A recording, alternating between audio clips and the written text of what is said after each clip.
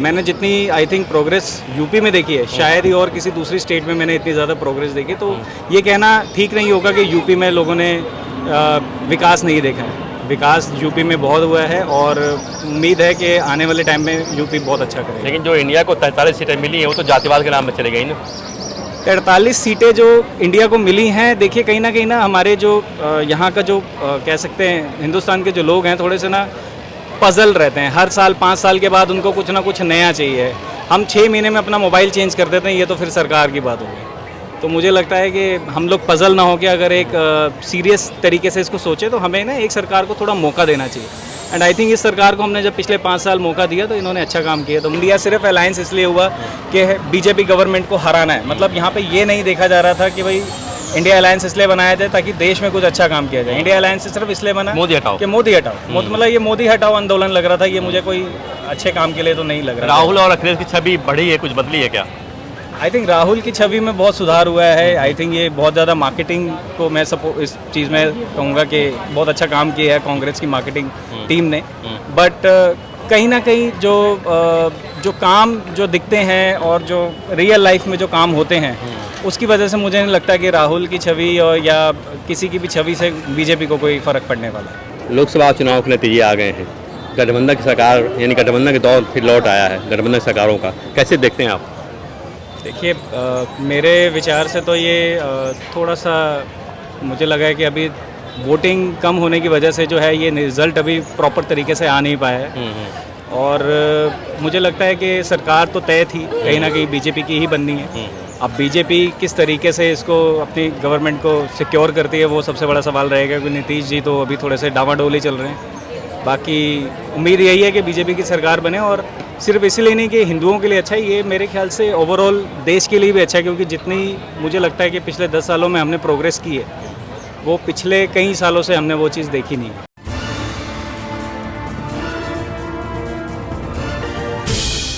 लोकसभा चुनाव के नतीजे आ गए हैं। गठबंधन की सरकार यानी गठबंधन के दौर फिर लौट आया है गठबंधन सरकारों का, कैसे देखते हैं आप? देखिए मेरे विचार से तो ये थोड़ा सा मुझे लगा है कि अभी वोटिंग कम होने की वजह से जो है ये रिज़ल्ट अभी प्रॉपर तरीके से आ नहीं पाया है। और मुझे लगता है कि सरकार तो तय थी, कहीं ना कहीं बीजेपी की ही बननी है। अब बीजेपी किस तरीके से इसको अपनी गवर्नमेंट को सिक्योर करती है वो सबसे बड़ा सवाल रहेगा, क्योंकि नीतीश जी तो अभी थोड़े से डावाडोल ही चल रहे हैं। बाकी उम्मीद यही है कि बीजेपी की सरकार बने, और सिर्फ इसीलिए नहीं कि हिंदुओं के लिए अच्छा है, ये मेरे ख्याल से ओवरऑल देश के लिए भी अच्छा है। क्योंकि जितनी मुझे लगता है कि पिछले 10 सालों में हमने प्रोग्रेस की है वो पिछले कई सालों से हमने वो चीज़ देखी नहीं है। तो हिंदू मुस्लिम को छोड़ के अगर मैं बात करूं तो मुझे लगता है कि ये बीजेपी की सरकार ने अच्छे काम किए। यूपी के लोगों ने विकास नहीं देखा, जातिवाद पर वोट दे दिया क्या? नहीं, ऐसा नहीं है। मैं यूपी से ही हूँ और मैं गाज़ियाबाद साहिबाबाद में रहता हूँ। तो अगर मैं यूपी की बात करूं तो मैं बनारस वगैरह काफ़ी रहता हूं, जाता रहता हूं, मेरा काम पड़ता है। तो मैंने जितनी आई थिंक प्रोग्रेस यूपी में देखी है, शायद ही और किसी दूसरी स्टेट में मैंने इतनी ज़्यादा प्रोग्रेस देखी। तो ये कहना ठीक नहीं होगा कि यूपी में लोगों ने विकास नहीं देखा है। विकास यूपी में बहुत हुआ है और उम्मीद है कि आने वाले टाइम में यूपी बहुत अच्छा करेगा। लेकिन जो इंडिया को 43 सीटें मिली हैं वो तो जातिवाद के नाम में चली गई ना। 43 सीटें जो इंडिया को मिली हैं, देखिए कहीं ना हमारे जो यहाँ का जो कह सकते हैं हिंदुस्तान के जो लोग हैं, थोड़े से ना पजल रहते हैं। हर साल 5 साल के बाद उनको कुछ ना कुछ नया चाहिए। हम 6 महीने में अपना मोबाइल चेंज कर देते हैं, ये तो फिर सरकार की बात होगी। तो मुझे लगता है कि हम लोग पजल ना हो के अगर एक सीरियस तरीके से इसको सोचे तो हमें ना एक सरकार को थोड़ा मौका देना चाहिए। एंड आई थिंक इस सरकार को हमने जब पिछले 5 साल मौका दिया तो इन्होंने अच्छा काम किया। तो मुझे लगता है कि इससे विकास कार्य को धक्का लगेगा क्या? नहीं, मुझे नहीं लगता। अगर मैं कहता हूँ अगर एनडीए की सरकार नहीं भी आती और अगर कोई दूसरी सरकार या कांग्रेस भी अगर पावर में आती है तो मुझे नहीं लगता है कि जो हमारे काम अभी इस वक्त पाइपलाइन में हैं वो रुकेंगे। पाइपलाइन में जितने भी काम हैं वो होंगे। हाँ, ये है कि थोड़ा सा कहीं ना कहीं एक ब्रेक ज़रूर लगता है कि जो सैंक्शंस होते हैं, जो अप्रूवल्स होने होते हैं वो पेंडिंग हो जाते हैं। कड़े और बड़े फैसले लेने में समस्या आएगी मोदी को? बिल्कुल आएगी। मुझे लगता है कि जो मोदी का जो एक रवैया है या कह लीजिए एटीट्यूड है वो बहुत ज़्यादा पॉजिटिव रहता है। मतलब वो चाहे वो देश के लिए हो या वो अपने स्टेट के लिए हो या अपने लिए भी हो, तो मुझे लगता है बहुत पॉजिटिव नोट पे वो आगे करते हैं। तो वो कहीं ना कहीं मिस होगा अगर वो मोदी नहीं बनते हैं तो इस बात की। सरकार चल पाएगी 5 साल? ये कहना थोड़ा सा मुश्किल होगा, बिकॉज इंडिया भी एक अलायंस गवर्नमेंट होगी अगर इंडिया बनती है तो अलायंस गवर्नमेंट में कभी भी कोई श्योरिटी के साथ ये नहीं बोल सकता कि 5 साल चलेगी या 2 साल। नीतीश कुमार और नायडू मोदी के साथ रह पाएंगे 5 साल?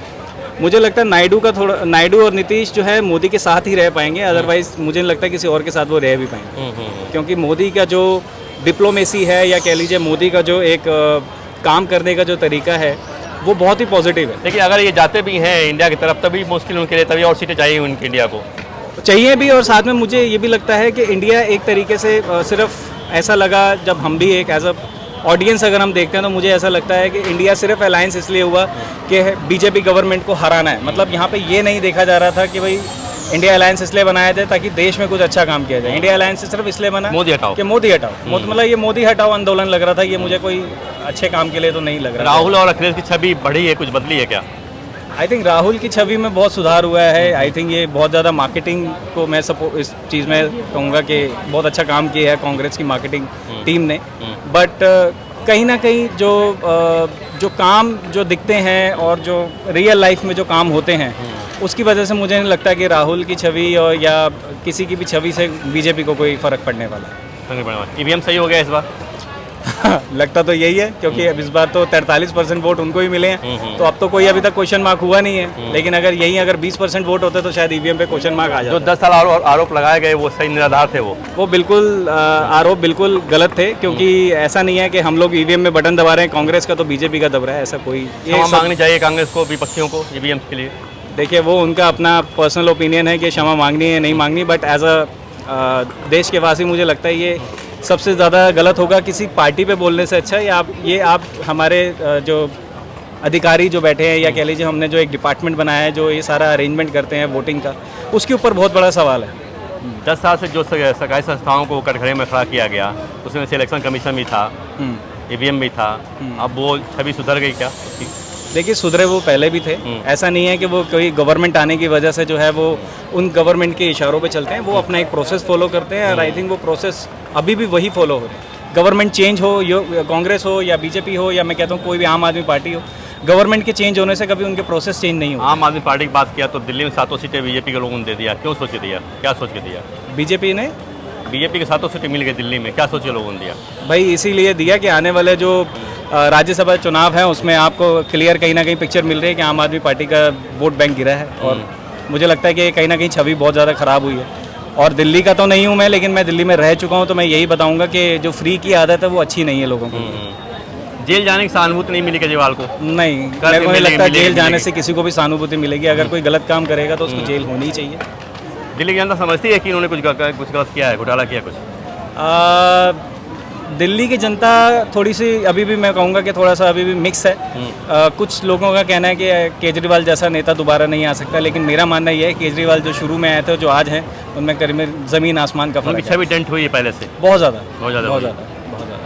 एक डिब्रूगढ़ में क्या नाम खंडूर साहिब में अमृतपाल जो है जो खालिस्तानी सोच रखते हैं, आपने देखा होगा कैसे विजुअल आए थे टीवी पर उनके। हाँ जी बिल्कुल। वो जीत गए, तो किधर जा रहा पंजाब? पंजाब तो उड़ता ही है हमेशा।